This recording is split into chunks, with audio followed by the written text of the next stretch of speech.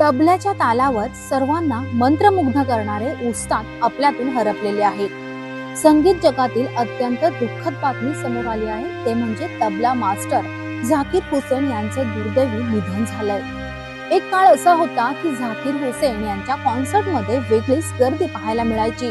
प्रेक्षक त्यांच्या कॉन्सर्ट पाहण्यासाठी मोठमोठी गर्दी करायची, जुगलबंदी पाहण्याचा आनंद लुटत असत। त्यांच्या तबला वादनाच्या कौशल्याचे त्यांचे जगभरात चाहते होते। बॉलिवूड आणि जगभरात विविध भाषांच्या चित्रपटांमधील गाण्यांसाठी त्यांनी संगीत दिलं आणि तबला देखील वाजवला।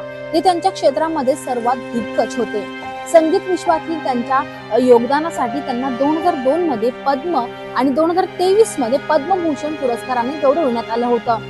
अशा दिग्गज कलाकाराचं दुर्दैवी निधन झालंय। दरम्यान उस्ताद झाकीर हुसेन यांची प्रकृती खालवल्याने त्यांना अमेरिकेतील सॅन फ्रान्सिस्को रुग्णालयात दाखल करण्यात आले असल्याची माहिती समोर आली होती, पण त्यांची आता प्राणज्योतच मावळल्याची दुर्दैवी बातमी देखील समोर आली।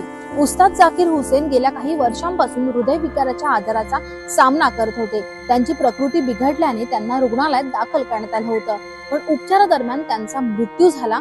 त्यांनी वयाच्या 73व्या वर्षी अखेरचा श्वास घेतला। त्यांच्या मृत्यूमुळे कला विश्वात मोठी पोकळी निर्माण झाली आहे।